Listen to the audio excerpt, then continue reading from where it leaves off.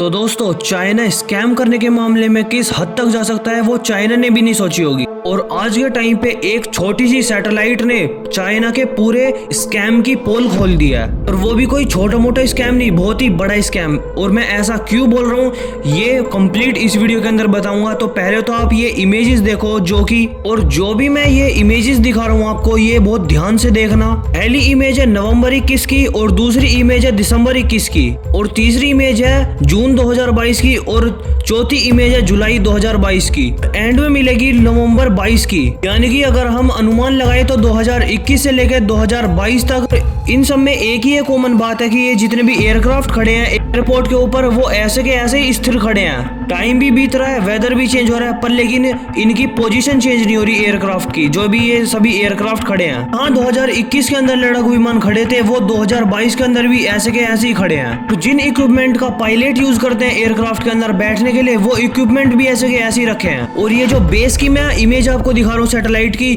ये कोई छोटा मोटा एयर बेस नहीं है, बल्कि भारतीय सेना के लिए बहुत ही बड़ा खतरा माना जाता है चाइना की तरफ से, क्योंकि ये सिर्फ भारत को टारगेट करने के लिए बनाया चाइना ने। और ये बेस चाइना के होटान में स्थित है, जो कि लद्दाख और जम्मू कश्मीर के ऊपर डायरेक्टली निगाह रहती है इस एयर बेस की। और जो नॉर्थ साइड की भारत और चाइना की सीमा है, इसके ऊपर सबसे बड़ा बेस स्थिर है यही वाला। और जितने भी इसके अलावा बेस है वो सभी बहुत छोटे हैं, या फिर उनके ऊपर इतनी कैपेसिटी नहीं है एयरक्राफ्ट खड़े करने की। और आप ये बात मान के चलिए कि अगर फ्यूचर के अंदर कभी भी चाइना और भारत का अटैक होता है एक दूसरे देश के ऊपर, तो 80 से 90% अटैक इसी एयर बेस से होने वाले हैं भारत के ऊपर। इतना ज्यादा क्रूशल है चाइना के लिए, और इसीलिए भारतीय वायुसेना और इंडियन आर्मी इसके ऊपर बहुत गहरी निगाह बना के रखती है। और हाल ही में 2021 से 2022 तक एक ही कंटिन्यूसली सैटेलाइट से इमेज ली गई इस एयरबेस की, और इसके ऊपर ट्रैकिंग करी गई कि इस एयरबेस के ऊपर क्या एक्टिविटी चल रही है। ऐसा चाइना बताता है कि उन्होंने अपने J-11S लड़ाकू विमान खड़े कर रखे इस एयरबेस के ऊपर, वो ऐसे के ऐसे ही खड़े हैं। इनके ऊपर कोई भी ना तो एक्टिविटी हुई है, ना ये इनकी मूवमेंट कुछ भी हुई है। और आप सोच रहे होंगे कि अभी भारत या फिर चाइना का कोई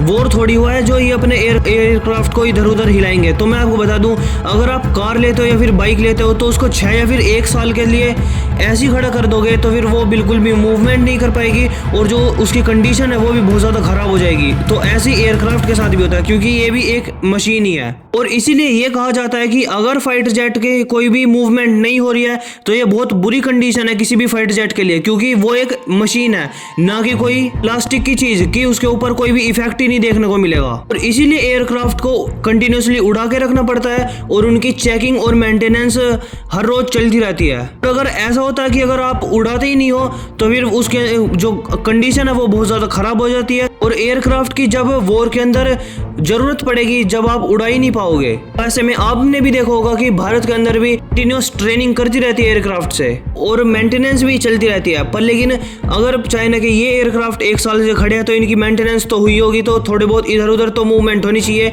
पर लेकिन जैसे ये खड़े थे पहले के टाइम 2021 के टाइम पे, वैसे ही 2022 में भी खड़े हैं। और जैसे ये खुले में एयरक्राफ्ट खड़े हैं, ऐसे तो खड़े करते भी नहीं है कोई भी वायुसेना, क्योंकि ये मौसम की वजह से खराब भी हो सकते हैं। इनको इनके पर्टिकुलर जगह पे यानी कि हैंगर के अंदर खड़ा करते हैं। तो मैं रियलिटी में बताऊं तो ये एयरक्राफ्ट है नहीं, ये एक डमी एयरक्राफ्ट है, ताकि भारत के ऊपर एक ऐसा दबाव बना जाए, ताकि भारत सोचे कि चाइना ने अपने लड़ाकू विमान तैनात कर रखे हैं, अगर भारत कुछ भी एक्टिविटी करता है बॉर्डर के ऊपर, तो चाइना डायरेक्टली इंडिया के ऊपर अटैक भी कर सकता है। और जो पूरी दुनिया के अंदर आज के टाइम पे चाइना का मजाक बनाया जा रहा है, वो तो अलग लेवल का है, पर लेकिन वेस्टर्न नेशन के अंदर और भी ज्यादा मजाक उड़ा रहा है चाइना का। और ये देख के बहुत ज्यादा हंसी मनाई जा रही है कि जो वर्ल्ड वॉर 2 के टाइम पे टैक्टिक यूज करी जाती थी, वो चाइना आज के टाइम पे यूज कर रहा है। वर्ल्ड वॉर 2 के अंदर गुब्बारे के टैंक और क्राफ्ट बनाए जाते थे, ताकि दूसरे दुश्मन देश के ऊपर दबाव बना जाए। और शायद चाइना ये चीज भूल गया कि आज के टाइम पे वर्ल्ड वॉर 2 का टाइम नहीं चल रहा, और आज के टाइम पे दुनिया के तमाम देशों के पास हाई एंड कैपेबिलिटी की